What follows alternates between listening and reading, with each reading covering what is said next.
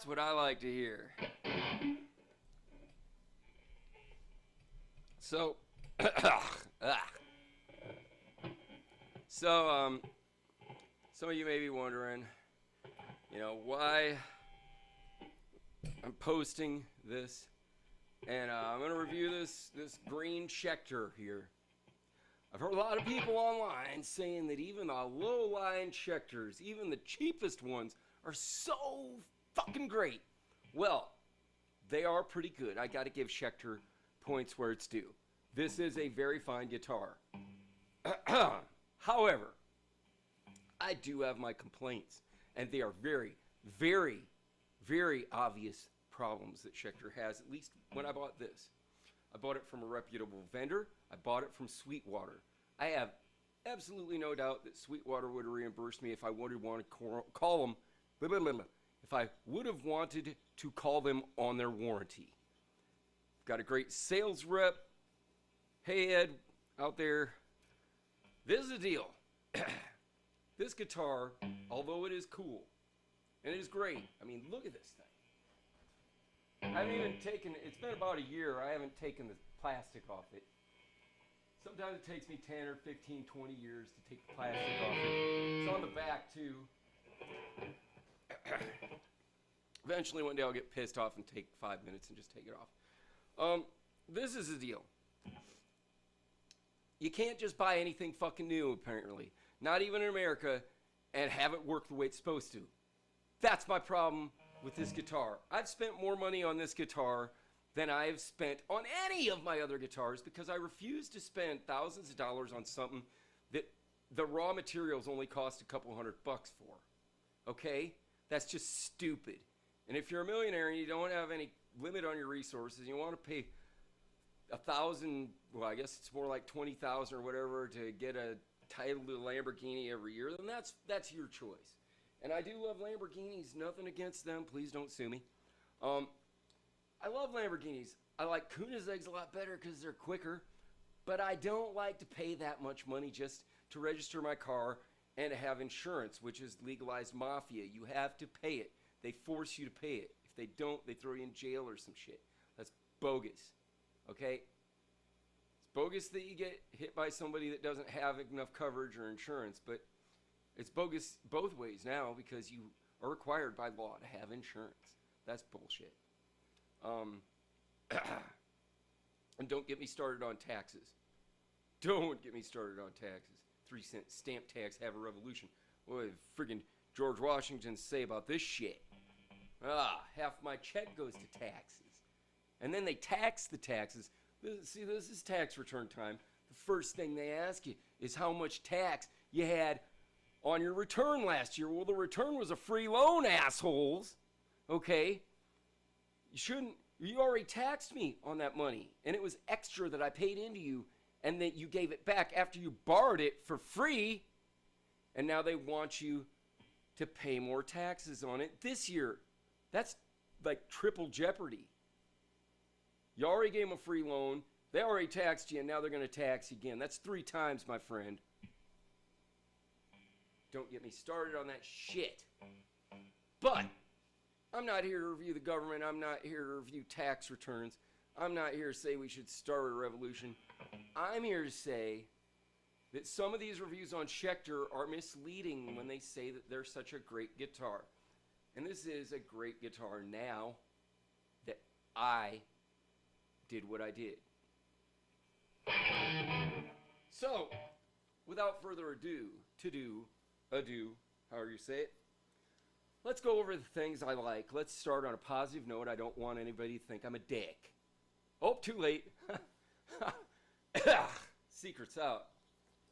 King Dick here, buddy. Anyways, so see anything different? You're not going to see this in the catalog. It has some striking differences and ones that you can't see behind the plate.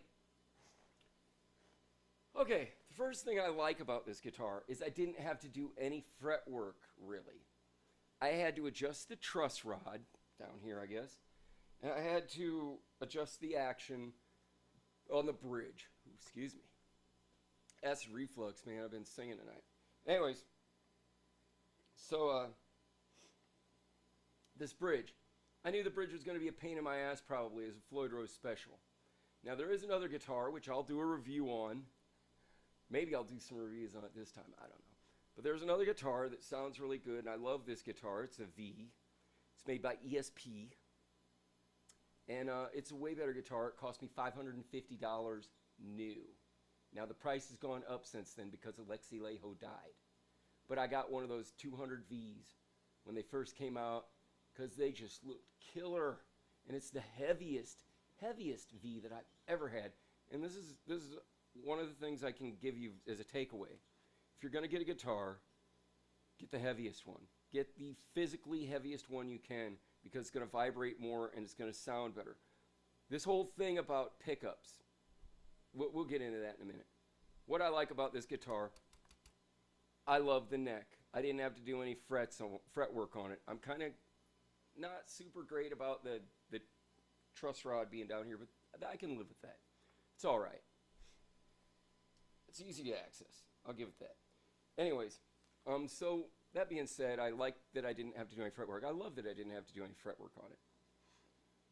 And the angle, they got the angle right on the body. A lot of guys get guitars or they get kits or they get something that they figure they can just put a cooler neck on it. Well, yeah, you can, but you've got to make sure the angle, the break angle is right, because if you don't, you're not going to have good action. You're not going to have action like this. Look at this. I can put this pick. This is a 1 millimeter, 1.2, whatever millimeter pick, and I can put it at the 24th fret under one string. And I can do it on both sides. And I can put it vertically. That pick don't fucking fall out. And now, does it buzz? Hell no. If it did, I would work on it. Listen to that. No buzz, not even a little. And you can backbend like 3 to 4 frets before it starts buzzing, or deads out at like 4 and a half, 5. So that is acceptable to me. And it's like that all through the neck. It's not super fucking tight up here. So I liked that I only had to adjust this and I had to adjust the truss rod to get it that way. That was awesome. Thank you, Scheter. I love the color. It's a bright, loud guitar, and I'm a bright, loud guy. Fucking love it. I love the shape. I even kind of like the headstock. It's not totally like a Fender, but it's like a Super Strat. Let's be honest. They're all copying Strats, and they're making them better. So, I love the shape. I love the color. I love I didn't have to do fretwork. I love the fact that it comes with the Sustainiac sustainer, which I just showcased when we opened. That's how I was getting that note to hang so long, because it's got a sustainer. What a sustainer does, for those of you who don't know, Jimi Hendrix and Eric Clapton, all those guys, Angus, all those guys, they crank their amps to 10 and they run it with the volume knob, right? So what happens is when they want that distortion and that feedback, they just crank it to 10, and then they stand in front of their full stacks, and they have this speaker vibrates. And it goes through the bottom pickup, and then it goes through the amplifier again, and then it goes out your speaker, and it goes through your pickup, and it goes to the amplifier, and it amplifies it and makes a feedback loop. Now that's cool if you can control it and you can make it on whatever string you want or whatever fret, and it sounds really badass. Okay? Any of that Hendrix stuff where you're hearing him do that cool shit, that is how he did it.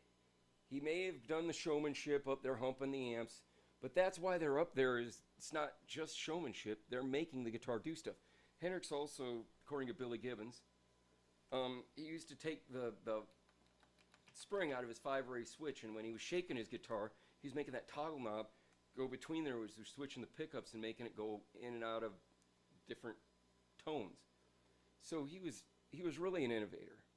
Really cool. When you watch the videos, I hope you appreciate them more, especially since he was playing through a 100-watt Marshall head and multiple 4x12 cabinets.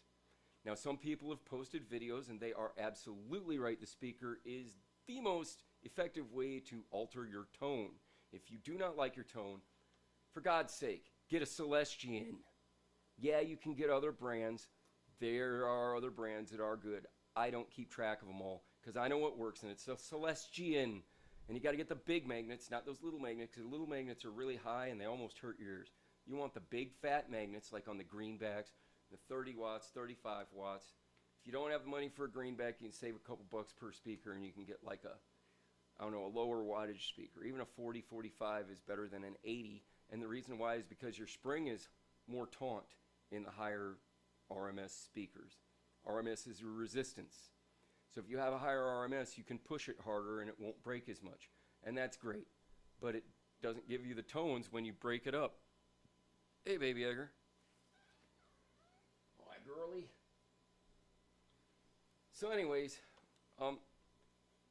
so when you've got the, I lost my train of thought almost. When you got the speaker and it's breaking up, it's driving really hard and it's distorting, you want lower RMS because the spring flexes more and you get more tones and it breaks up better and easier. It's just a better thing to do. I used to run, well I still do, I run bigger 70s or whatever in the bottom, and then I run like 30s in the top or greenbacks or whatever I get my little greedy hands on. If it's a Celestian, it's got low watts and it sounds cool. Big magnets, low watts in the top of your slant, big ones in the bottom. And you don't use the same speaker in every hole. Hello, you got it. That's why you have a 4x12, so you can have 4 different 12-inch speakers. That's why they sound so great. That, and they've got more bass response because the way that cabinet is shaped. Again, a Marshall is what you want. I don't care if you're country or if you're jazz or if you're rock and roll or whatever. You've got to have a Marshall 100-watt head and a 4x12 cabinet. Because if you don't, the guy that has one like me is going to come in and he's just going to play something like simple. Like,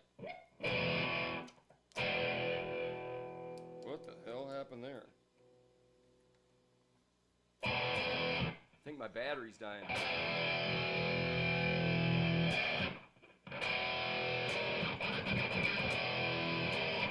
And it's going to sound better than you because you don't have a Marshall 100-watt with a 4x12. Now, this is a 100-watt Marshall tube that I'm playing through, or excuse me, this is not a 100-watt tube that I'm playing through tonight. It sounds awfully close recorded. The closest thing I've ever heard recorded to a 100-watt tube in the primoest, best recording situation ever. Okay? If I had it in a studio with a couple Sennheisers and mics all around the room and fucked around all day with that shit, then I could get a great recording with my Marshall 100-watt blasting it like 5 or 4 or whatever. I never crank it to 10. It just gets, after 3 or 4, it really doesn't matter. It's loud. So loud it literally vibrates the head right off the 4x12 if you're not careful. Things are falling off the wall. Neighbors are calling the police, literally. So why does the code, and I love the Marshall codes, and anybody who doesn't, you're just not using it right. And I'll make a video about that, but not tonight. So why do I like the code? Well, it sounds the most like my Marshall 100-watt Plexi tone-wise. Now let me specify, because there's a lot of people that say that tone wood does not affect your sound significantly if with a solid body guitar. If it's an acoustic, sure, but a solid body, no. I disagree. I highly disagree.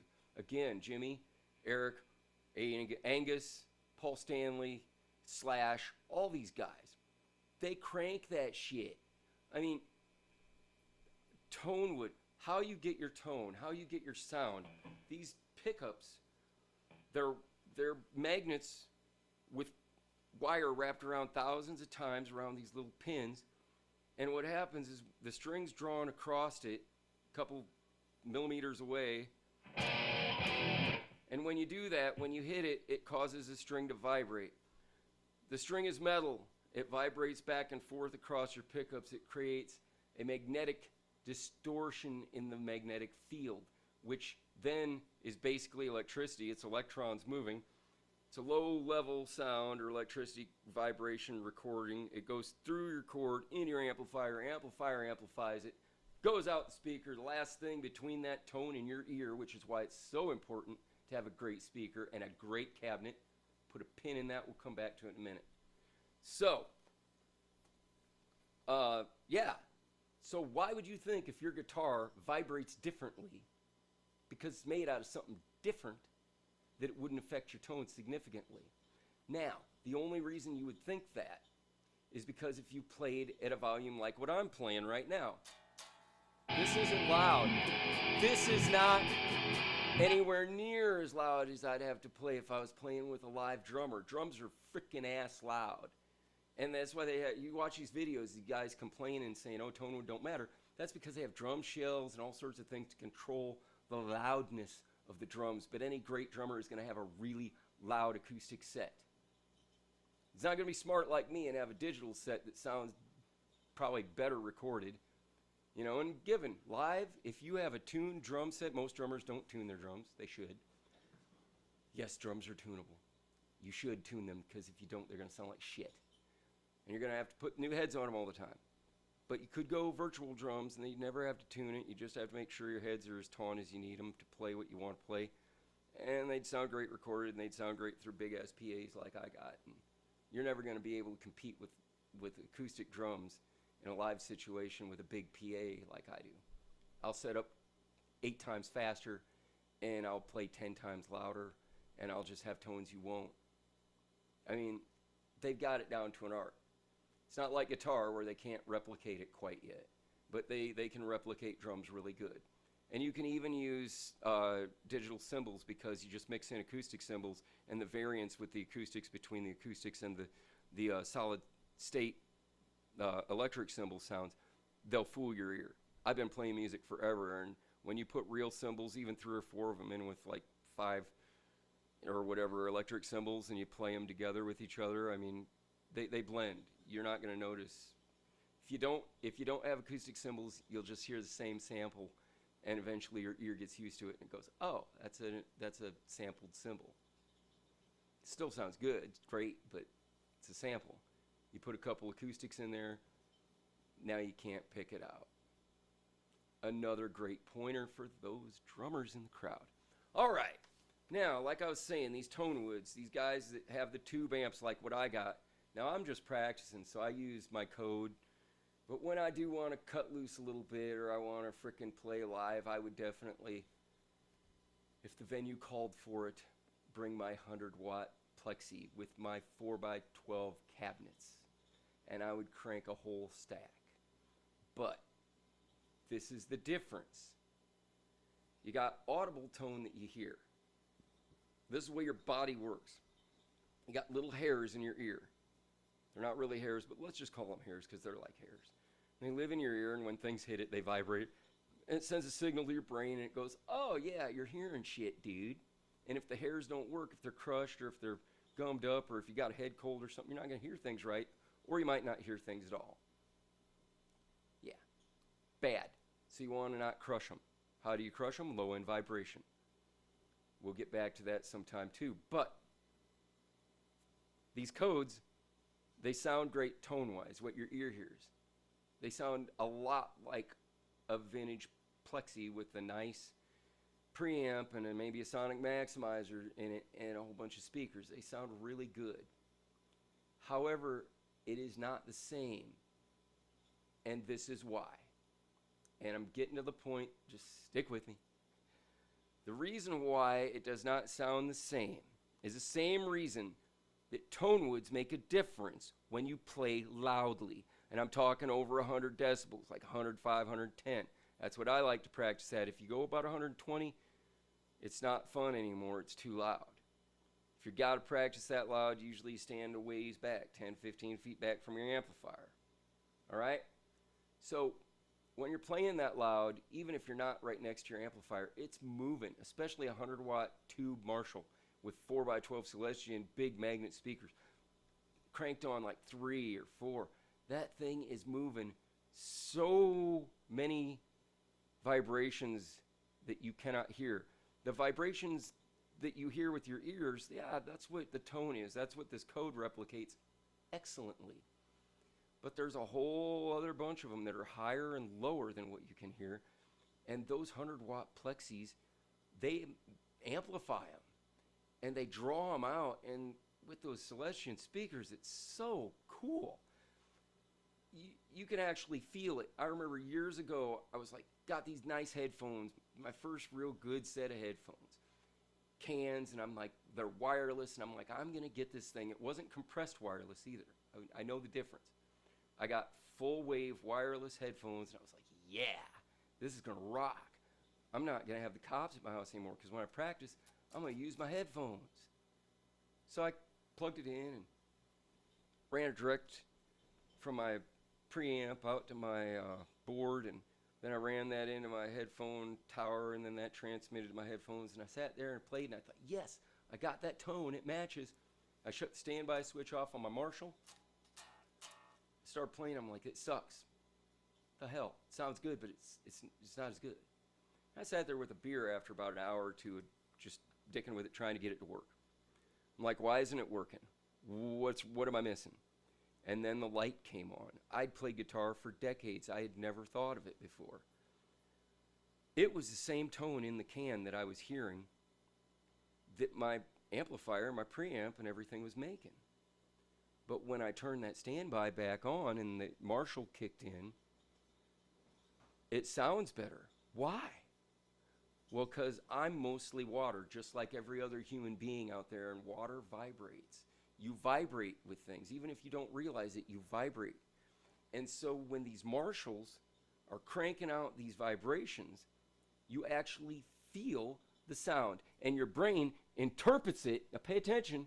Your brain interprets that as hearing, because it goes in conjunction with what your ears are hearing. Your ears are little feelers, remember. They're telling your brain, hey, you're hearing something. And your body has little hairs all over it too, unless you shave. And even if you shave, you're still made of water, so you're still going to vibrate. And that's going to vibrate. Same thing in your ears is vibrating. And you're gonna think that you're hearing more, but you're not. Your body is interpreting it as hearing because it's feeling the tones when you play your guitar. And that is why a 100-watt Marshall head and a 4x12 Celestion big magnet speaker cabinet, or God forbid, better yet, 2 or 4 cabinets, and a couple of Marshall 100-watt heads, they're going to sound so much better, because it's not just what you hear, it's what you feel. Even at lower volumes, like around 90 decibels, it pushes so many more things than this little solid state code. Now, can you record them? No, not really. People have been trying to do that forever. You can get a great recording, but you're never going to get as good as that Marshall in the room with you. Boom. It's just not going to happen, because your microphones have limitations. So all you people saying that tone wood doesn't matter, if you have something that doesn't vibrate like basswood or maple or mahogany or some great tone wood, Kahlua, whatever, then, you know, you're missing it. Because whatever vibrates, this thing amplifies, and that thing amplifies, and the speaker spits it out. So if you're cranking 110, 120 decibels, your guitar better believe it's vibrating. You better believe. If you don't, you're kidding yourself. And if you have a tone wood, that's when it really shines, because it's going to react differently than when it's at room volume like this. See, you can still hear me, and that means that I'm playing at about 80 decibels, because if you can hear my voice at ground zero is about 80 decibels. Okay, maybe on a spike, 84. All right, I got a big voice. And most people talk about 80 dB, unless they're those quiet talker types. So anyways, 80 dB, cars go down the road 20 feet away and they make more noise than that. I mean, it's ridiculous. Everybody breaks the sound ordinance. Don't get me started on that bullshit. So where I live, it's sound ordinance in a residential district is 80 dB from 7 in the morning till 11 at night. Well, everybody breaks it. Your lawnmower breaks it. Your frickin' weed whackers break it. The cars going down the street break it. And actually, they also break what's called the noise disturbance, because that's anything outside of a residence or a building that a police officer can say is a disturbing thing and can ticket you, at least in Blackhawk County, Waterloo, Iowa. That's the law. That's what they've approved. Any sound. So if you're not in your house, you're going by that. If you're in your house, then it's a residence. And it could be a residential district, could be a business district, could be in a quiet zone. I'm in a residential district, in a residence, which specifies what all this is. It breaks it down like you wouldn't believe. So I'm in the residence. I'm not putting it in the window with the screen. No, I'm in my residence making noise. I can get 25 feet from my house or the nearest property line. I can't spike over 80, and I'm illegal. So I can do whatever I want up to 80 decibels from 7 to 11. Now, the police can give me a ticket, but I'll just get a lawyer because I've got a decibel meter, and I'll take them out to court and win. All right, and then I'll sue the city for my lawyer fees. Anyways, that's enough legal advice. I digress. I was talking about things I like about this guitar and about amplifiers. So I like the tone wood. They got the wood good. It vibrates really good. In fact, this thing has really good sustain. Great sustain. Even without the sustainer turned on, it's probably my longest sustaining guitar. I haven't really measured it. I'm just guessing. It sustains very well. It's the heaviest one I could find. You know, Sweetwater and Musician's Friend, I believe, too. They actually show you the guitar, and I know Sweetwater at least weighs them. I get the heaviest one because, you know, it's just going to sound better. I'm going to have to work harder. I'm going to be sore, but it sounds better. So, this is what I liked about the guitar. I liked that it had a tremolo. I liked the color. I liked I didn't have to do a fret job. I liked the tone. I liked that they got the neck right. All this stuff. Now let's start with the things that the other people that love Schecters and say the lowest ones that they sell are still great quality guitars for a couple $100. All right. Do I have more expensive guitars than this? Yes, I do. But I bought this one new. I always buy my other guitars if I can used because they're just cheaper and it's better. But I bought this one new because I wanted a sustainer and I wanted to try Schechter because everybody said it was the shit. And although it does really have some great things about it, this is the things that I didn't like. Really, really didn't like. First off, everything, the screw that holds this jack plate down, jack in the plate, the screws here, the tuning machines. I had to go through everything with a screwdriver and Loctite. The first week everything was coming loose. And yeah, I work them. I don't treat them nice. It's my new guitar, but I treat it like it needs to be. If you can't treat your guitar like the tool it's meant for, you really need to buy something else. So, what else? Oh, this. Let me get to this. This was like the first week also. This is supposed to change from your bridge pickup to the first top half is a sustainer, the bottom is a single coil. So you're supposed to be able to play the single coil in this position.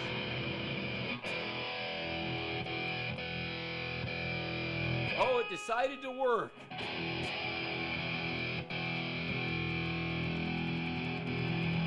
But you can hear it cutting out. You can hear it cutting out.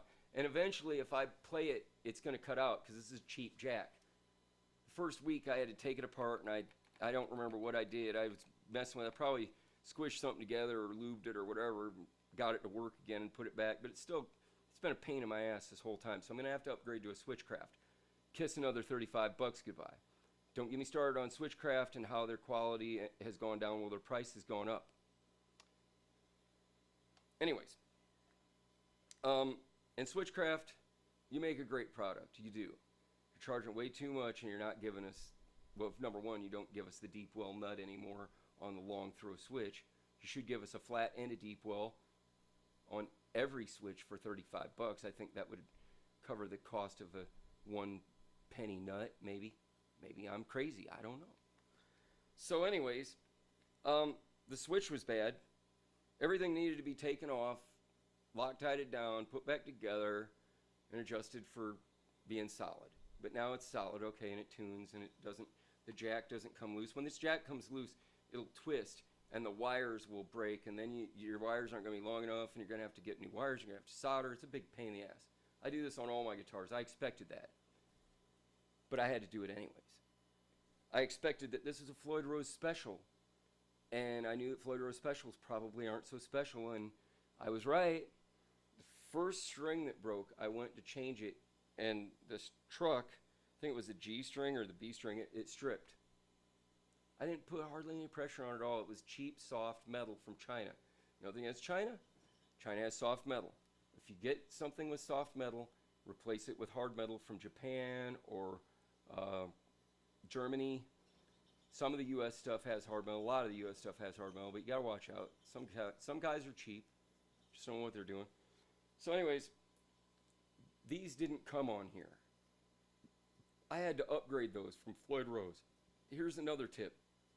If you got a Floyd Rose special and you don't want to fork out $400 for Floyd Rose 1000 or whatever they're selling now, you can get parts, certain parts. I always replace the bridge. I think I replaced the bridge pins in this, if I remember right. And I replaced the saddle trucks. Saddles, that's what they call them, trucks. I always call them trucks, they're saddles. So I replaced the saddles because the one stripped. And then I thought, well, I want it to bling, so I'll make them gold. And it's a black back plate. I didn't change that. And it does. It looks really cool. I mean, look at that. It just pops. Isn't that so cool? It'll look even cooler when I take the plastic off the new pickguard. Isn't that neat? But yeah. So anyways, I didn't like that I had to spend $85 and a night of my time. I mean, you got to put all this stuff on. I've already spent like a day taking everything apart, Loctiting it, and whatever else. Then I had to do the saddles. Okay, so, oh, and I had to set it up too, you know, so there was more time. So we're talking a couple days worth of work, and, you know, I'm pretty lazy. I procrastinate a lot. I don't like to work harder. I spent over $850 on this thing. I thought it would last more than a week before I had to tear it apart and fix it. Now, again, Sweetwater's a great vendor. I know that they would have taken it back and traded me in or gave me my money back, but I wasn't interested in that because I wanted this guitar for the reasons I said before that I started with all the things I liked. But I'm not done with the things I don't like, so pay attention, kids. All right, so you've got this green color. It looks great, but when I went to adjust the springs and the strings, it was too tight, and it chipped my paint. And you can probably see it if I get close enough.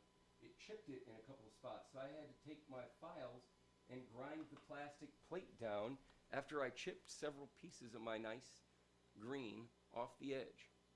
And you can't see them very much, but it pissed me off because I got a new guitar. I want it to last as long as I can. I don't want it to look all chipped up, especially not just from being careful. I mean, if I mess up, I mess up. Big deal. My mess up. But I didn't mess up.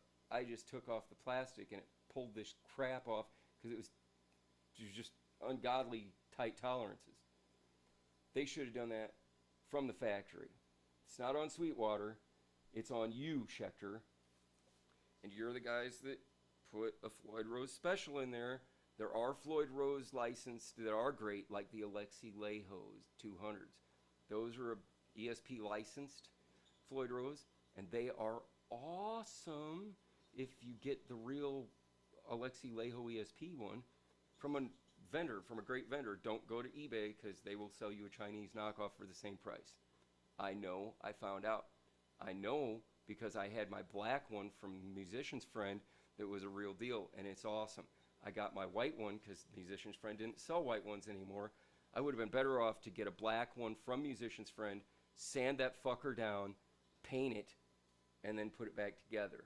Because that white one took a lot of work to get, and money, to get where it needed to be. But I digress again. I'm not here to review that guitar. I'm here to review this guy. So, other things I didn't like. I didn't like that it came with ancient ass Allen nuts up here. I love that locking tremolos are available, but that Allen nut's never been convenient. I used to switch them out with 5 angles hex nuts or whatever, just because I never had an Allen wrench and I couldn't go to a store sometimes, and everybody has a pair of pliers or a socket set, so I'd switch them to sockets. Well, now they make these tone vices, and you just flip it this way, and you flip it that way to tighten it, and you need an Allen wrench to put them together, but after that, you can basically just, the only time you're ever going to need an Allen wrench is when you change your strings. When you tighten and loosen them and tune them, you don't even hardly use these fine tuners down here anymore. You just basically tune it here and with your claw, you know. So that's awesome. But it didn't come with these. I had to buy them, and then I had to modify them because they never fit on your guitar necks. So I had to measure. I had to make sure I didn't have too much space, and I got out my micrometer, my guitar string measuring tools, my little cards, and I made sure that I measured it and I marked it, and then I took it on my grinder with my sandpaper, medium sandpaper, and my little belt grinder. And I viced it. I put tape around it, viced it. Oh, and I bought this black piece here from, I think I bought that from Floyd Rose. But the rest of it I bought from Tone Vice, because you need the baseball bat things, you need the screws, you need the springs, and you need the washers, because the washers, they're recessed. So for the springs, so they go flush, you know, when you got them tight. So Tone Vice, great. I do this to all of my tremolos now, all of them. The other thing I didn't like is it didn't come with a floating bridge,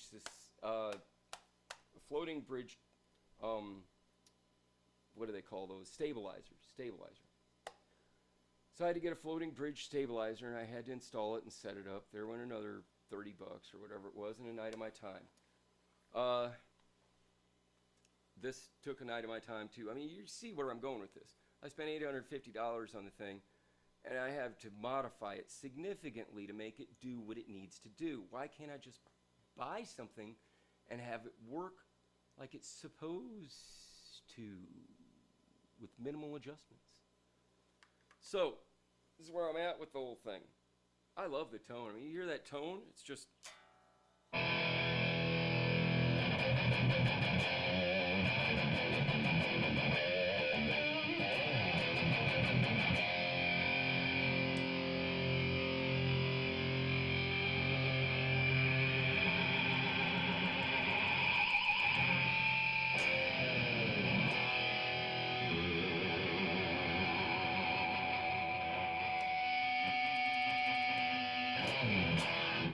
I love it! And that's the top pickup. Thank God the little switch worked tonight, because it wasn't working last night. Anyways, so these are the things I didn't like about this Schechter. Now, Schechter's got to get their game together if they want me to buy another guitar. You want to send me a free guitar? I'll review it, you know, and I'm not going to give you candy kid gloves either, Schechter, because you gave me something for free. If I review, I'm going to review honestly, because I make my money other places. I don't have to depend on my YouTube patronage ship to get by. I do other things, obviously. So, yeah. Oh, that's another thing. It didn't come with strap locks. If you get a cool guitar, get strap locks. Strap locks. Take those other stock ones and just put them in a pile somewhere. Sell them on eBay, whatever. Strap locks, and get yourself a great strap, because that way they don't come off and your guitar doesn't get broken. Also, you got to get a hard shell case, because if you don't have a hard shell case, what's going to happen is you put it in a soft shell case and somebody's going to sit on it, or it's going to get hit by something, or it's probably going to break right here. That's the weak spot where the tension is on every guitar's neck. Gibsons are famous for breaking that. Could break in the middle though, because you know it's the little bitty guitar neck. Probably easier to fix if it breaks up here. So don't ever get a soft shell case. Every time I see a soft shell case, I cringe. I've got like one or two. I never, ever use them. And every time I do, I'm like, I know it's an accident waiting to happen. So, yep, the only thing those things are good is to keep dust off your guitar. That's it. Do not put them in your car. Do not take them on a plane. Get a hard shell case. The harder shell, the better. Probably the heavier, the better. I don't know. Anyways, I got a lot of plastic, ABS plastic cases. So, Got to find something to do with them. I put them on top of my speaker cabinets, and they go all the way to the ceiling. Well, the speaker cabinets almost go all the way to the ceiling, but I got, what, 1, 2, 3 cases, and that takes it flush so the cats don't go up there and do mean things to my speakers. Anyways, so this is a review on this guitar, mostly. I'm not done yet. So this has active pickups in it. It came with active VMGs. I do love the sound of them. Do I think it's worth the pain in the ass of a 9-volt? No, absolutely not. You can get great passive sounding pickups. This does sound a little bit brighter for like lead tones. If you're going to do a solo or something, you know. I mean, see, this is why I don't like active pickups. You hear how...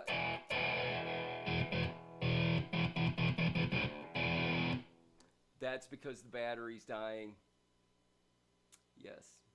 So if I charge the battery, it'll sound great. But I gotta wait for the battery to charge, because I'm not gonna go out and spend a whole bunch of money on 9 volts, because they're expensive and they're a pain in the ass. So I get the rechargeable ones, and I just get them in groves.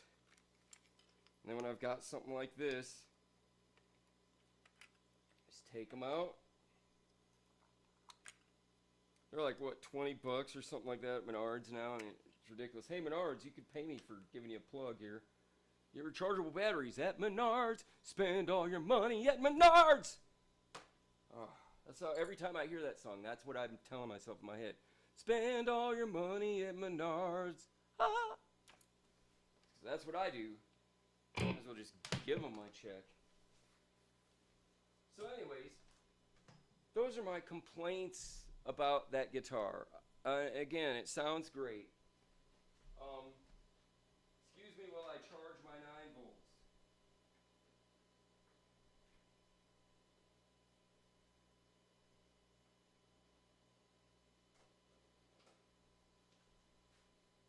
Okay. Now,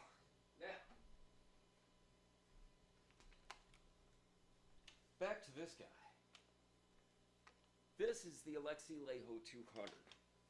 It is awesome. I have nothing bad to say about this guitar, except the price went up since I bought it. So I can't get another one for 550 bucks, or at least new. It's a legitimate one. They used it for 600 bucks or 620. You had the guitar and the case, which you got to get a special case because it's so freaking long and it's sexy. Look at that. Sexy. You know, and it sounds great. Sounds freaking awesome too. I'll show you. And these are EMG. These are EMG pickups. Now, same amp, same speaker cabinet, same microphone angle, everything. Check this out.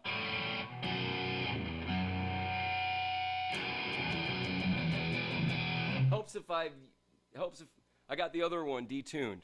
This one's in 440. It helps if I play it right.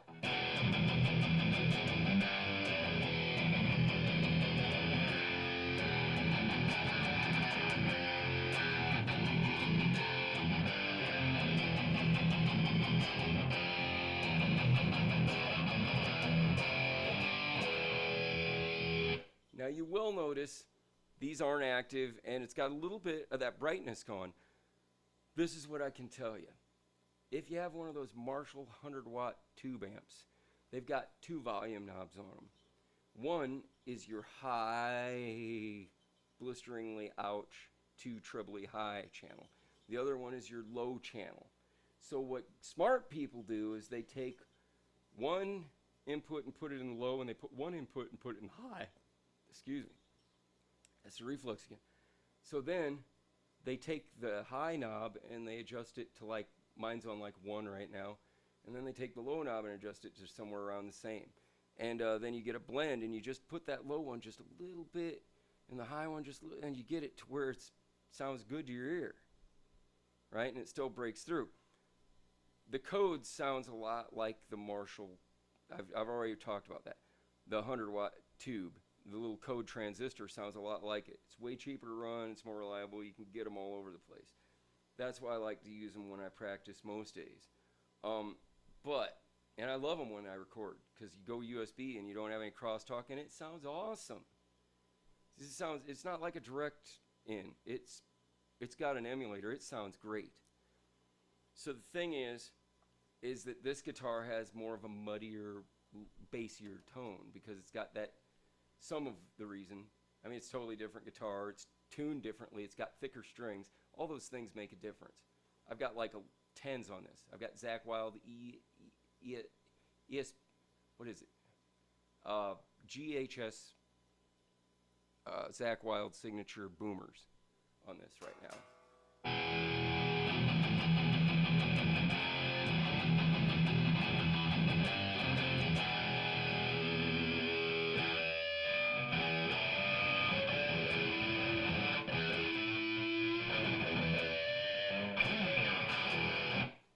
And it sounds great, but it does sound a little bit different.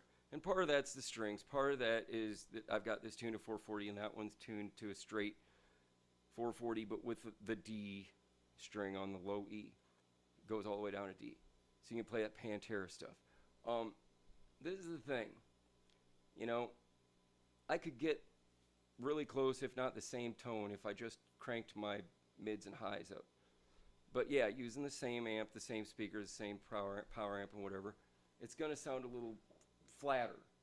It's going to sound a little less, what do you call it? That little less wet, if you will. So, yeah, if you're going to play at low volumes, maybe you do want to, or even if you're going to play leads, you might want an active pickup guitar. But if your guitar has great pickups in it, like these are great pickups. You just heard me play them. They sound awesome. And you can drag any tone you want out of this code, which I will make another video to show you how. Literally any sound you want. A Fender sound, a Marshall sound, whatever. Code. I don't know why they don't make every amp with USB in it. It's only like 30 years old. Universal Serial Bus, people, come on. Universal Serial Bus is super important because before, when you had these things called computers, anytime you plugged in a floppy disk or something, you'd have to shut it off, put the floppy disk in, boot it up, and then when you're going to take it out, you had to shut it off, take the floppy disk out, and you guys know this. If you're old enough, you know. If you're computer people. Dang, Edgar. They get excited when I play guitar. Anyways, so Universal Serial Bus, you didn't have to shut your computer off anymore. You just plug it in, hot swap it. That's great. They came out with that like in the, late 80s, early 90s? Somewhere around there. Mid-90s at least. So anyways, this code, one of the first amplifiers I've ever seen with a working, other people had them, Spark. Let's see. Oh, Fender, Mustang. They don't work. I've tried them. I've tried them in 2 or 3 different guitar stores. I've brought my computer in.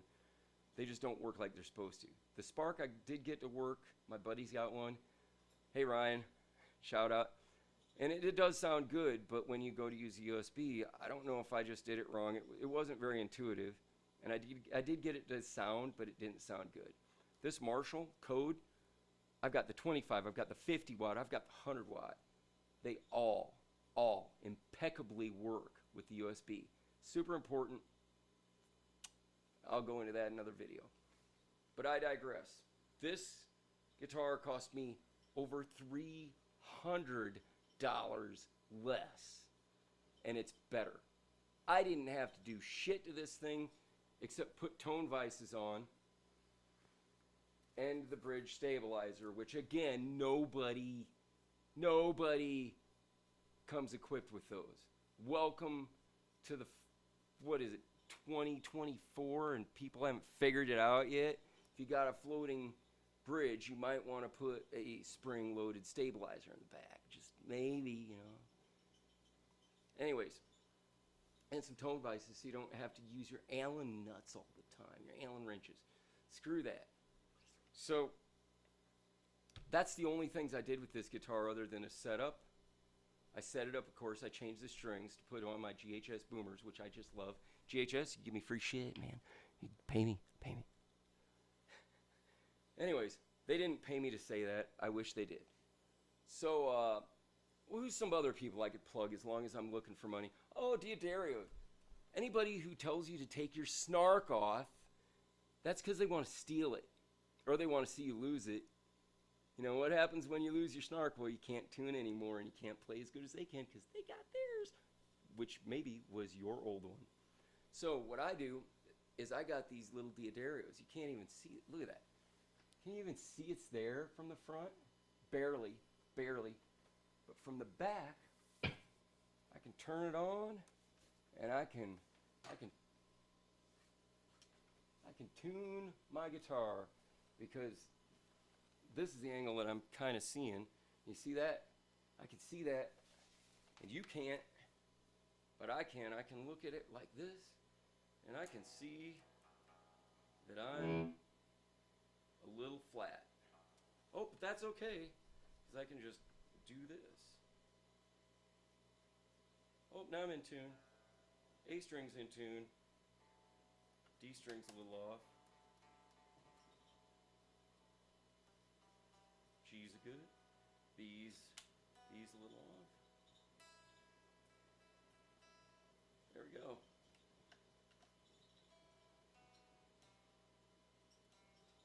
How's that happen? Now the G's flat down.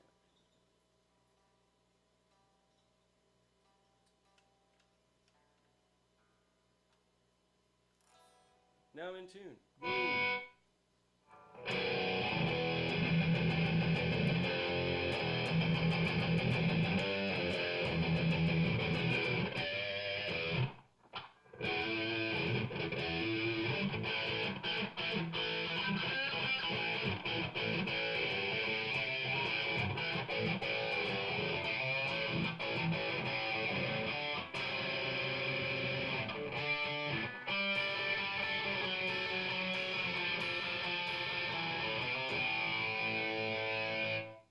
Anyways.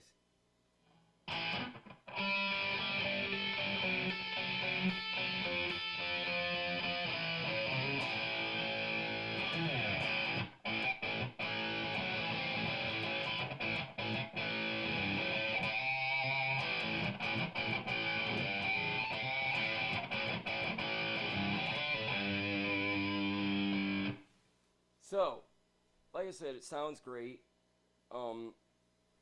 I had to set it up. I had to add one of these and one of those, but that was it. No stripped out bridge saddles. No stripped out tunings by tremolo. Excuse me, that's reflux killing it. A tremolo. I did have to take the jack plate, but like I said, I do that on all my guitars. And I may have tightened up the tuners. I don't remember it though. And I've had this guitar now for like a long time, probably going on 15 years now. The only real damages that it's sustained are this and that. I did glue down my frets because I wanted them to stay in place, and I was just paranoid because I live in Iowa and we have multiple seasons. So you want to put a little bead of super glue. And when I was doing some fret work after like 10 or 15 years of playing this thing, it wasn't too long ago, and then I taped it off and did it. I didn't even do a whole fret job. I think it was like one or two that were just, they weren't buzzing, but how low I like my action, you know. I mean, I had to have, woo, it fell out. The barometer must have changed a little.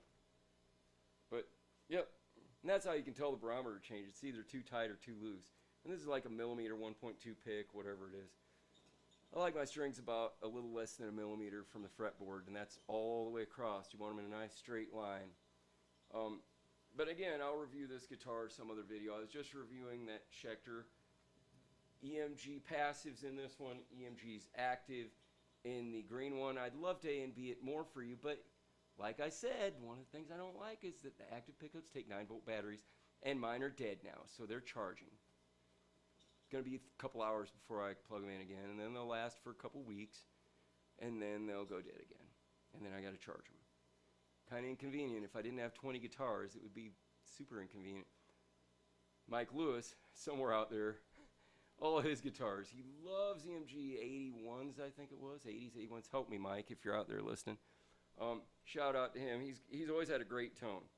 Funny Mike story. I've got lots of Mike stories, but this is a good one. So Mike's always had a better tone than me, like all the time. Like, I'd have pretty good tones, comparable tones, but then I'd think, okay, I'm going to be able to jam with him and it's going to sound almost as good or just blend real well. He'd come over and just blow me out of the water. So we'd go to band practice and I'd have my big amp and I'd be louder, but he'd just blow me out of the water. His tone was just better.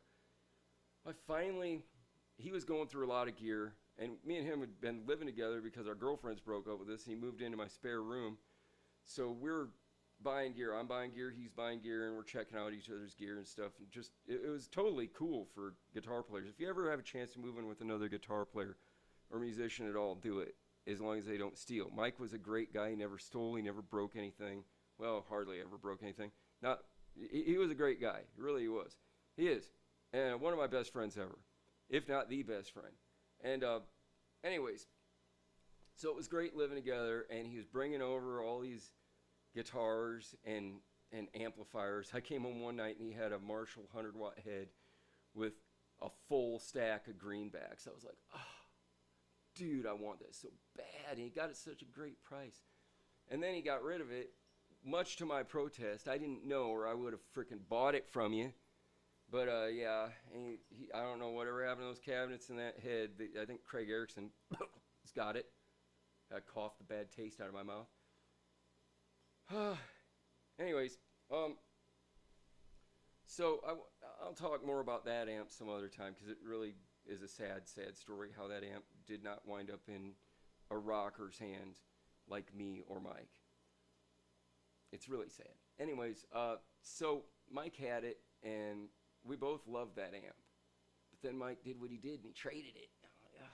Sold it, whatever, so he'd get more shit. I'm like, no, dude, don't do that.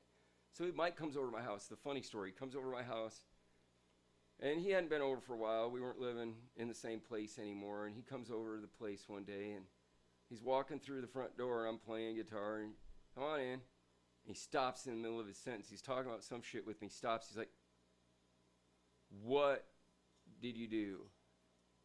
And that's when I knew that my tone had finally surpassed the masters.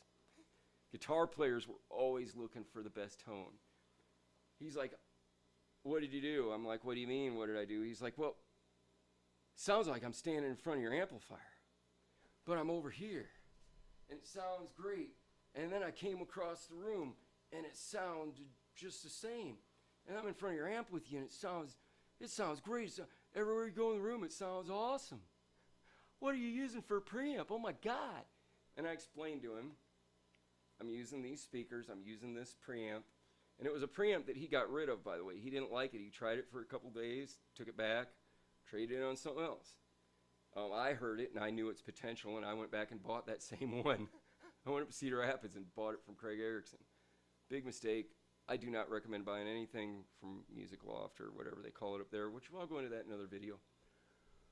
But, so, yep, I got the DST-4 preamp amplifier, and then I ran that into my Marshall and the preamp at least, and just bypassed the power amp, and then I was using my 4x12s, and that's how I was getting the tone. But the biggest thing, and this is a nugget of wisdom for the rest of you guys and girls out there in guitar land that want a great tone. If you want a great tone, not just in front of your amp, usually the best place to sit is by a slant cabinet about this distance away from it, 3-4 feet. You can't probably see from the camera angle, but the amp is like right here. The amp in the speaker cabinet. So this is the best primo sound, especially if you're sitting, which a lot of people practice sitting. This deal is, if you've got some wedges like this, I've got 15-inch speakers with horn-loaded wedges made by Perry Wright. Hi, Perry. You could also give me some endorsement deal. Maybe flip me some free shit. I'm broke. But I'm giving you, all my PA is Wright system, by the way. Wright makes the shit. The only thing that isn't is the Rush speakers that I use to just kind of enhance my vocals, because they're real piercing. And there's reasons I use the Rush speaker. But the Wright system sounds awesome. Awesome. Great PA. Best PA you're ever going to get. And I've done this for over 40 years now. So, yeah, best PA you're going to get, Perry Wright, Electro Voice speakers. I think he uses Fostex horns. He might have just went to Electro Voice now. I don't know. I haven't talked to him for a few years. God, I hope he's still alive after COVID. Ooh, scary. Anyways, great guy, awesome engineer. He can make things sound just unbelievable. In fact, he made my 4x12. It's not really a Marshall. It's kind of like a Marshall, but Perry made it. So it's even tricked out. All of us tricked out our 4x12 cabinets. The best 4x12 cabinets are Marshalls. The best speakers are going to be Celestians. It's just a no-brainer. But then you mix them. You like the tone. You go, oh, I like this tone, and I like that tone. And then you mix your speakers because you got 4 holes to put in. And if you got 2 4x12s like me, then you got 8 holes. 8 different speakers, 8 different tones that you can mix and match and get them tweaked into your own custom sound. And that's what we used to do. That's what I still do. But there's not too many of me left anymore. They don't teach music in the schools. You can't go to college and learn this shit. Believe me, I had people when I was in college, they came up and they'd hear, every once in a while they'd hear something I recorded and they'd be like, how'd you do that? Where'd you go to get that done? I'd be like, I did it in my living room. What class did you take to learn that? I didn't. Life. I've been doing music for decades. I should be teaching at the college because I sure as hell can do it better than the guys that are. And I'm not ashamed to say it. I used to be trying to be polite about it, but they've been so rude to me, I'm just going to be honest with you. If you're going to college and you're hearing these guys, they're there because they're teaching because they can't actually do it. They might be good players. They might know their theory, but they can't write. And they sure as hell got other problems, I'm sure. Probably that they're assholes. Anyways, so that being said, college is a good place if you want to learn something. If you want to go there just to get a degree, a piece of paper, and have your parents pay for it, or rack up a whole bunch of student loans, is probably not the best idea. I went there. I used to tell my teachers flat out, I'm like, I was a non-traditional student. I'm like, I don't care. Give me an F. I'm here to learn. I don't care what you give me. I mean, a lot of them did give me A's. 1 or 2 gave me an F or whatever. But I didn't care, and I still don't.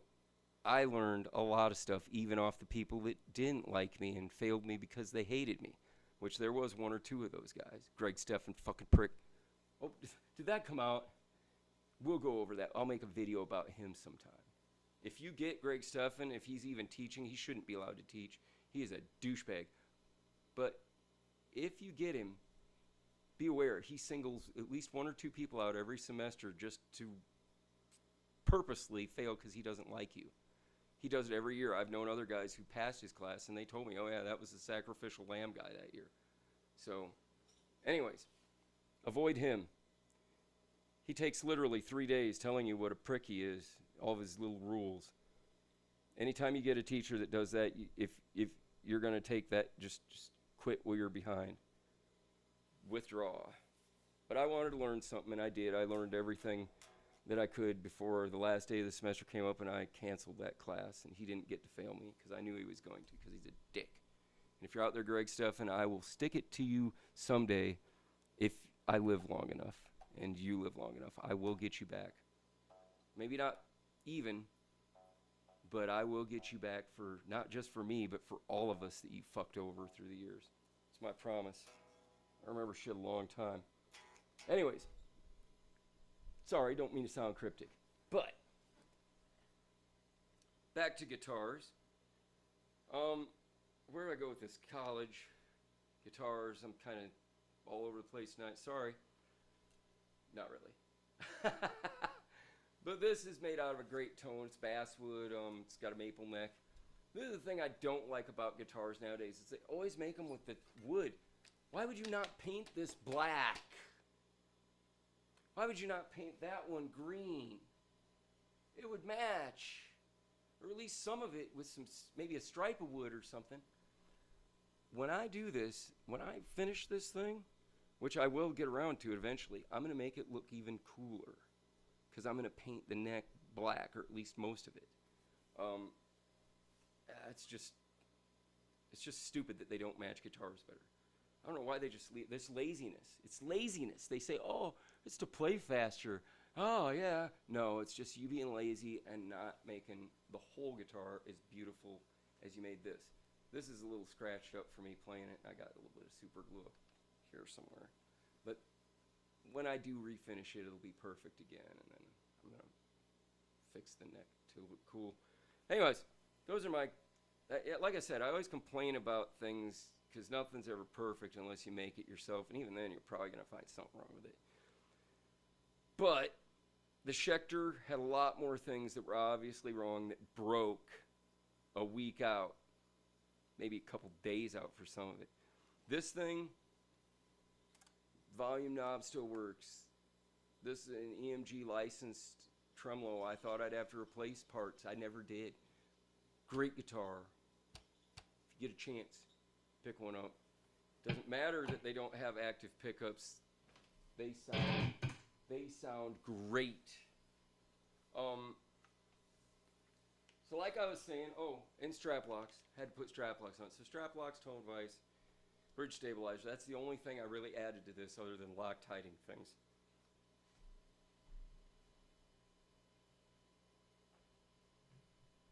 Now I know that some of you are going to poo-poo on me.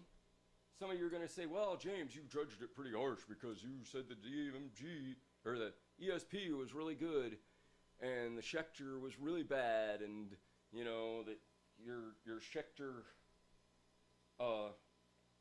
you had to replace the bridge stabilizer in the Schechter, and you had to put the tone vices in, and, you know, you had to lock. Yeah, I did. But I also had to replace $80-some worth of bridge saddles, and I'm going to have to replace a $35 switch in addition to all of the other things that I didn't have to do with the ESP. And then the ESP, how much was it less? Oh, it was $550 or something like that. This one was $850 without the cases. The black one didn't have a sustainer. Oh, okay. But that's only about $200 or $300. You know, if I was to add one post.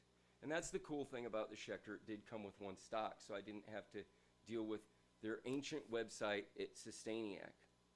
Sustainiac, I code. I went back to college for computer coding. Please, pay me. I will make you a better website. I guarantee it. I haven't made a website in like 4 or 5 years. I guarantee I'll make you a better one than that. Whatever you've got going on, that's snail mail. Ugh, I don't know how anybody orders anything from you. So anyways, the great product, just horrible website. Horrible. So yeah, I think that about does it for my guitar review, and it kind of does it for my funny story on Mike, except for Mike, when he did get the secret to my holy grail of tone, and he had a $2,000 plus Mesa Boogie preamp that he was plugging into his tube Marshall or whatever it was. Or I think he had the solid state Mesa Boogie 2,000 watt stereo head. And anyways, so he had all that in a rack, and he took back the Mesa Boogie and went out to eBay, spent $150, just like I did, and got a DST-4.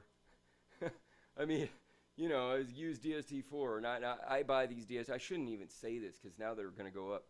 Every time I see a DST-4, I'm buying them because when they go, they're gone. ART doesn't even make them anymore. They were the best preamp out there ever for rock and roll, or pretty much any guitar tone. But now at least we got the code, and the code's going to give you a comparable tone too. And if you got a code, I don't think you can run it into a tube amp. I suppose if you ran it through your computer, now I'm gonna think about that. I could run it through the USB and then run. Anyways, I digress. Yep. So yeah, the story about Mike. He got rid of his Mesa Boogie, and he lost a lot of money, I'm sure. I don't mean to laugh. Sorry, Mike.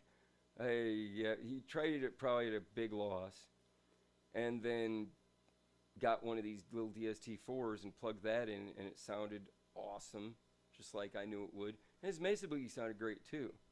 But he came over and he was like, oh my God, James has a better sound than I do. The Evil Stalker Horn A has a fatter, better tone than me. I know that had to shake his faith in things, because we'd hung out for, 10, 15 years by that point. And he just came over one day and he wasn't expecting to hear that good of a tone. And I've had a great tone ever since. So, hey, shout out to Mike. And I'm not making fun of you, dude. I've been there.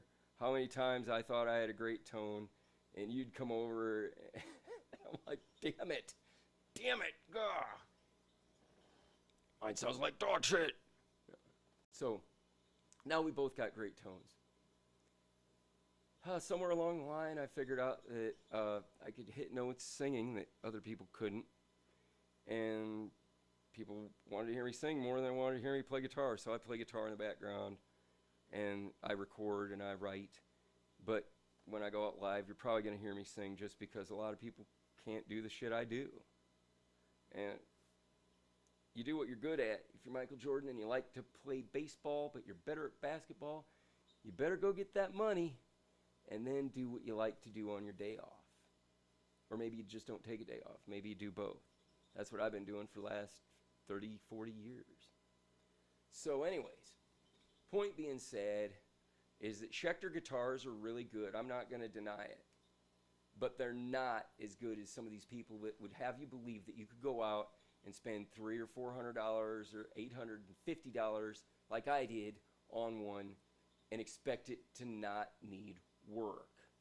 I had to spend over $150 now just for the bridge that stripped out, the bridge saddles, and the three-way toggle, and those died within the first week. Again, kudos to Sweetwater. They would have taken it back if I would have told them. But I liked the guitar, and I didn't want to trade it back in for another one that didn't weigh as much, that would probably have the same issues, because Scheter probably gets their cheap parts and puts them in the guitar. Whatever. Scheter, you just got to get your shit together. You want a good review from me, I'm the hard crowd. I'm that bar that Dolly Parton and Sylvester Stallone went to play in, with the chain link fence to keep the glass off you, the Blues Brothers. I'm that place. You play like shit, I'm going to call you on it. If you play like not as good, I'm going to call you on it. You make an inferior product, I'm going to call you on it. Now, most of that guitar, most of the Scheter is really great. Better than a lot of other ones. I've gone to Guitar Center. Oh, don't sue me, Guitar Center. Woo! I've went to Guitar Center in Cedar Rapids, and I've picked up $4,000 plus scratch and dent Les Pauls. I went to play them. They weren't set up. The action was way out. I said, hey, could you give me a tool so I could set this up so it plays like it's supposed to? The salesperson said, oh yeah, I never came back. So I took the guitar pick and my finger and I adjusted it and got it pretty much to where I didn't need the screwdriver anymore. But there was dead spots around the 9th fret on several of the strings. Why is that when you've got a $4,500 scratch and dent used special sale? I'm not going to spend $4,500 on a scratched version that has dead spots on the neck. And that's because you don't humidify and keep your area a climate controlled area. And you don't have a luthier come in and set up your stuff.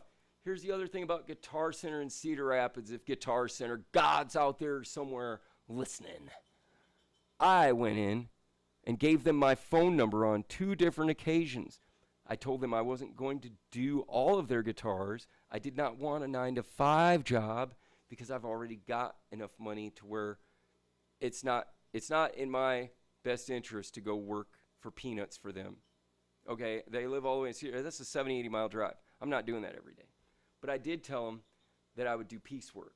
They'd give me 1 or 2 guitars maybe every week, and I would pump out a fret job or set them up or whatever they needed to do, and then they could put them on their shelf, and they'd work right, and they could sell them for more money and probably sell them a lot more often. Well, that Les Paul that I'm telling you about. The Sunburst one is probably still there. It's up on the top shelf.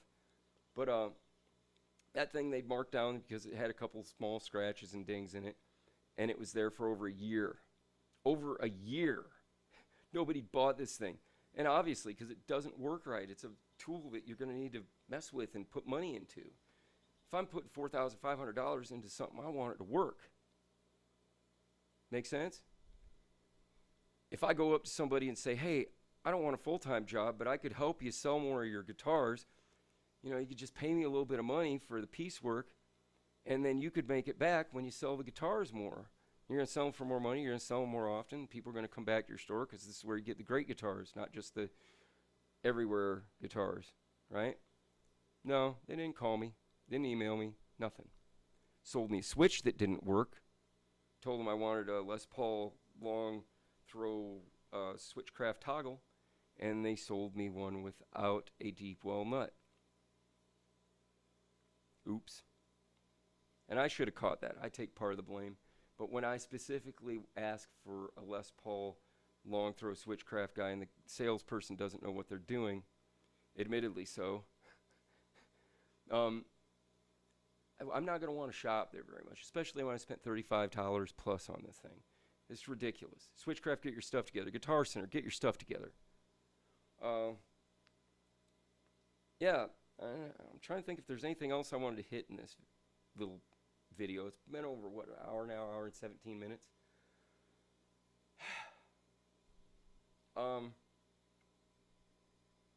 Yeah, it's pretty much my Scheter review. They're good guitars. Are they at value? Not anything more than anybody else, I'm afraid. Every guitar that I got to do something to. But ESP guitars, I've had to do a lot less with my ESP than I had to do on any of the other ones. If I'm going to have to work on them for a week or two and spend a couple $100, I'm just going to go out to China and get one of their $200 specials. I can get that thing to play better than any guitar in Guitar Center or Bob's or wherever you're going. Oops, Bob, don't sue me. But I can. I do all the time. I didn't always work on guitars. I didn't know I would get this good. But, you know, I guess my grandpas were both machinists. My dad was a retired machinist. So, yeah, my dad's a retired machine. My dad is a retired professional machinist. He used to work on John Deere products. He could set up, repair, run any machine that John Deere company owned. And my grandpas worked at Rath back when it was open in Waterloo, Iowa. And they were really great mechanics too, and they always were fixing cars and pianos, guitars, whatever came there. Most of the time I was the guy with the guitar, but or the piano part, and they were like, oh, well, we could fix that with you. They were usually doing cars and practical things, building extensions to houses and stuff, re-roofing things. I'm not that good at all that, but I am damn good at making guitars play good. Great guitars play great. Nice surprise. Thanks, family heritage, I guess. I've literally had hammers and screwdrivers in my hands since I could crawl. But yeah, so I think that's about all I got to say about this review. Other than one more time, anybody that tells you that tone wood doesn't make a difference, well, yeah, if you play at room volume, it doesn't make a difference. You know, if you're recording, it probably doesn't make a difference because you're not going to get all those tones that a 100-watt Marshall and a 4x12 are going to pump out. But when you're in the same room and you're playing live, there is no substitute for a 100-watt Marshall. God, if you could afford it, be like me, 100-watt Marshall Plexi, and a good preamp, and a sonic maximizer, and a wall noise killer, and whatever else you got to plug in to make that sucker work right. But it is so great. I wish I ought to get one of those. And I ought to get one of those. What do they call them? Oh, Budweiser, I think it is. It's by Bossweiser. And what that is it's a like a power soak, so you can crank up your amp and push it harder, and it doesn't get ungodly loud. But it also does a whole bunch of other things. It's a power amp, so you can run things. It's an interface. Basically, it takes all of your outdated, like my Marshall 100 watt, as great as it is, it has no effects loop. It has no effects loop. It has no USB ports. It doesn't even have a direct out, really. It goes to a speaker cabinet. It got speakers, or guitar ins and speaker outs. That's it. Those Boswazas, if you want to give me one Boswaza, I would review that shit and use it. But that thing, it's about a couple $1,000 bucks. I think it's like $1,500 new. And yeah, from what I've read, they are really the shit. And they take your amp tone and put it into a USB cable, and you can run it straight into your DAW, just like I'm doing with these codes. Now, I have not used one, but I've read really good things about it, so I'm going to acquire one somehow, some way, and I'll let you know how it works through my Marshall 100 watt tube plexi. But yeah, if you can afford it, get a 100 watt Marshall tube plexi. They're the shit. Never get rid of it. You'll never want to if you get one. Sometimes they gotta have a little bit of work done. They might sound like, mine didn't sound the best. It needed new tubes. I put it back to EL34s because they had a more reliable tube that didn't burn as hot. I want it to sound great. I had caps put in it a couple years ago from Art at A&M Sound, I think is what he called it, A&M Amp Repair. It's about 3 or 4 hours from where I'm at in Waterloo. Hey Art, if you're out there, give me a discount. Maybe you could help me out a little. But I'm giving you a plug, not that he needs it. People send him stuff from all over the world. Great guy, knows his stuff. He's the guy that I've taken my amp to the last several times. The best amp guy I've ever had repair my stuff.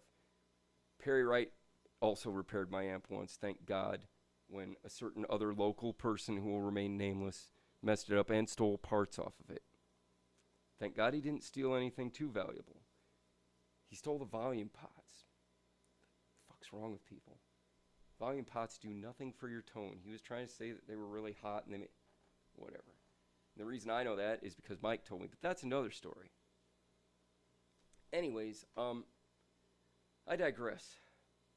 I think I've said all I was wanted to say about things.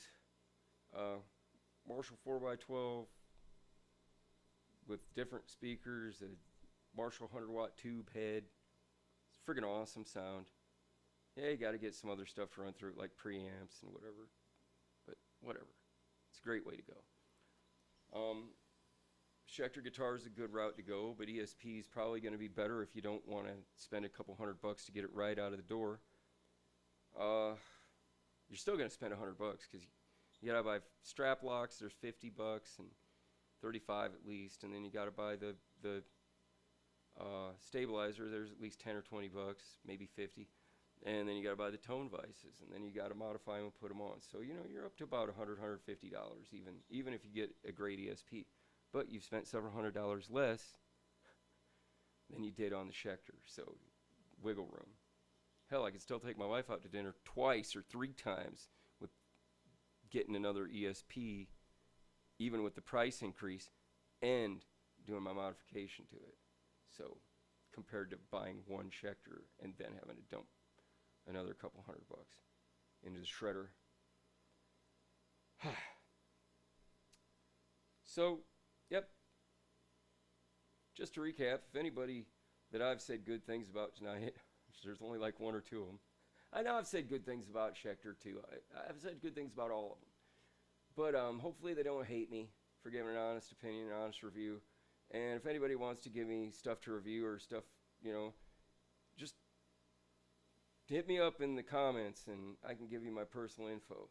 And anybody who wants to debate on whether tone woods make a big difference in your tone, well, yeah, again, if you're in the same room, they do make a huge difference when you crank it over 110 decibels or louder. But, for you guys that play in your basement at like volumes that won't get your mother-in-law upstairs pissed at you, sorry, Ryan, then, yeah, it's not going to make that big of a difference whatever wood your guitar is made out of. But some woods do vibrate differently, and that's going to make a bigger difference when you crank it up and the speakers make it vibrate more. because tone woods vibrate more. That's why they call them tone woods. Watch Seymour Duncan. He talks about this. Seymour talks about a violinist company coming in and tapping on the wood, and I can't do it justice, but he's got a video out there, and they're knocking on the wood, and they're going through his stockpile, because you got to age the wood and dry it out, and they picked out several different stockpiles that they wanted to buy from him. And so his person that rings him up comes up to him, and she says, "Oh my God, you won't believe this." And he's like, "What?" She's like, "They're all the same." And he's like, "Well, what do you mean?" She's like, "They all came from the same tree. All of the woods that they picked came from the same fucking tree." Tell me tone wood doesn't make a difference. They went around, knocked on all these wood piles, and said, "Oh yeah, I like this little pile of wood." And then they went to the other one. "Oh, I like that one better." Every board they picked was from the same tree.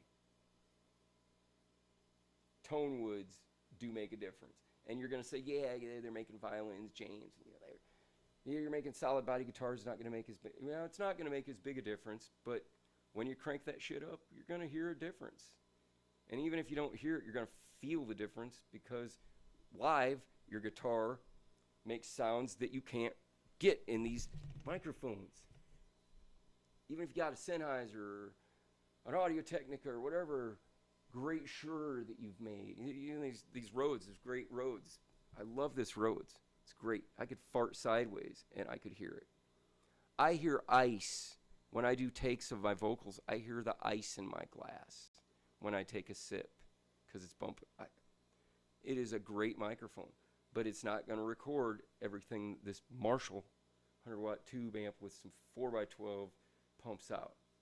And when you're in the same room and you're feeling that, pay attention next time. When if you're one of the rare people, I'm probably the only guy around within 150 miles that has a Marshall full stack. Next time you get an opportunity and you go over to somebody's house and they got a Marshall full stack, ask them to play it at around 110 decibels. Now, they probably won't have a decibel meter. You might want to go and buy one. They're like $50. And stand back about 10 or 15 feet in front of the amp, and on a spike, it'll be about 115 or something. Now you know you're about 110, 105.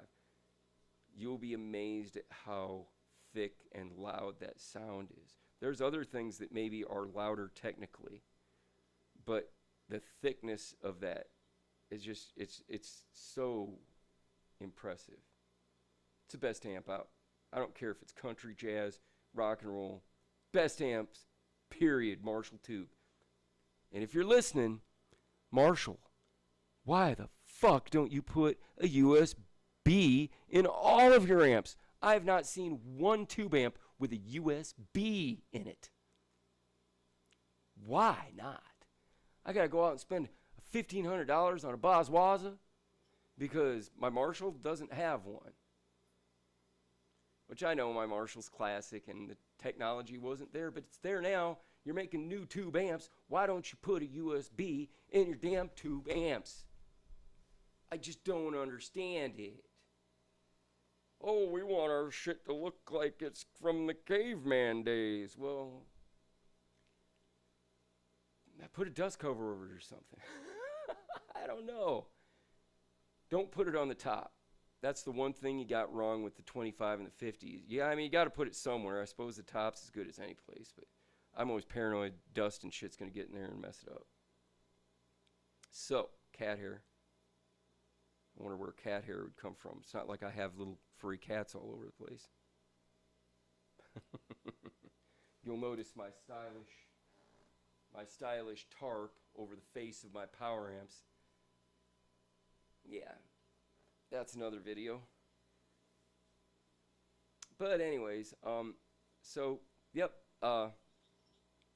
basically I had a close call. My power amps are all in great condition, but there was a stand that was in front of it for last year or so, and somebody mistaked it for a litter box. So the pee got on the stand, a little bit got on the floor. I cleaned it up. Thank God I don't have carpet. But yeah, it came close enough to my power amp stack that I was like, oh shit. So, yeah.